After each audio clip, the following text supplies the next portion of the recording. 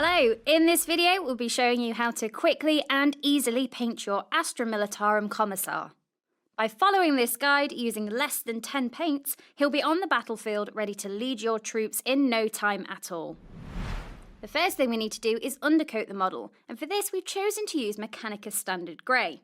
Now this might seem a little odd as you look at the box art and the model is mostly black. However, Mechanicus Standard Grey is a nice mid-tone as we've got some really light colours on the miniature as well. You'll also need a pot of Mechanicus Standard Grey.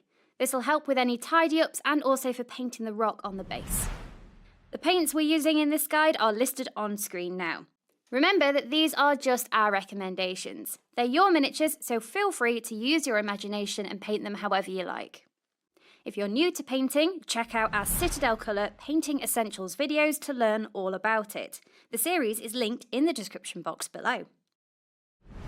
So the first thing we're going to do is use Black Templar to block in all those black details. So this is things like the overcoat, some of the weapon details and the chain sword, as well as the peak on the hat. We're using a small base brush here, and we're going to be applying this contrast paint heavily and neatly, working in small sections. The reason for this is that it stops the paint from drying too quickly, as if it does, we could get quite an uneven finish on the model. Applying it heavily like this means the contrast paint naturally pulls away from the edges and gives the illusion of a highlight. This will help us out when we're edge highlighting later. We're using a contrast here rather than a base paint. This is because the contrast will just cover quicker. You don't need to worry about being neat here, just try and avoid any areas that we're going to be painting lighter later. In this instance, we're painting the skin quite a pale colour, so we want to avoid getting any black on it now. Once the Black Templar has dried, we can move on to picking out all those leather details, and for these we're going to use Rhinox hide. You might find it easier here to switch to a small layer brush. This will just help us be neater around those black areas that we've already painted.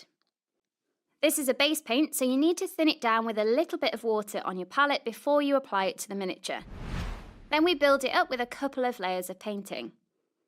Doing this avoids texture forming on the model and makes sure we get that nice smooth finish.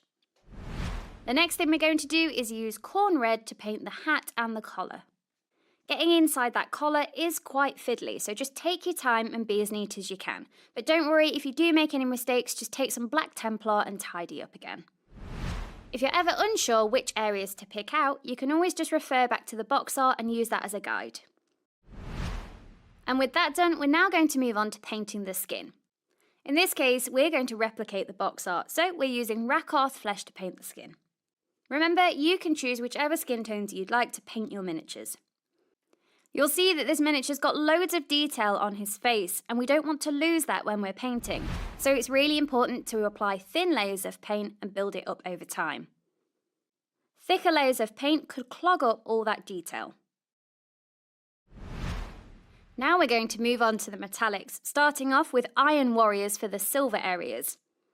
This is a really nice dark metallic, and it will look great once we've washed over it later. Just like before, thin it down with a touch of water and apply a few layers. Just take care to be neat around the areas we've already painted. There are quite a lot of silver details, so just take your time and do refer back to the box art if you're ever unsure which areas should be silver. Now we're going to move on to the gold areas, and for these we're using Retributor armour. This is a really nice rich gold, and again, once we've washed over the model, it's going to look great. You'll probably need a couple of coats to get the coverage on this one. Once you've finished using metallic paints, it's always a good idea to change your paint water. Doing this prevents any metallic flakes getting into your non-metallic paints and making them shiny. And now we've finished that, all our base coats are done. The next thing we're going to do is apply Rattling Grime over most of the miniature. This is being applied over the rock on the base, the metallics, the red areas and also the leather. This is a really great contrast paint for adding some grime and depth to the model.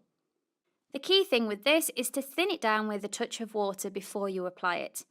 Doing this makes sure it goes on more subtly and you've got a little bit more control, as it might be a little too strong straight from the pot. If you find it's a little too subtle after the first layer, you can always go back and apply a second. With that done, we're now going to shade the skin, and for this we're using Agrex's Earthshade. Again, we're going to thin this down with some water to make it more subtle on the model. And again, if you find you want a more obvious effect, just apply a second layer. Now you can absolutely leave your model looking as awesome as it currently does, but if you want to push yourself a little further, you can apply an edge highlight with Dawnstone. We're going to be applying this over all the black areas. Again, we're sticking with a small layer brush to give us maximum control of the paint.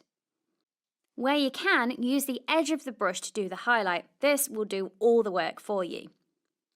Take your time and focus on just picking out the most prominent areas. You really don't have to highlight every single edge. And as always, don't worry if you do make any mistakes, you can just tidy back up with the other colours. There we are, your Astra Militarum Commissar is finished and ready for battle. You can see that our model is based, and if you'd like to learn more about basing, you can check out our video all about it. Well, we hope you've enjoyed the video, and we'll see you next time. Bye!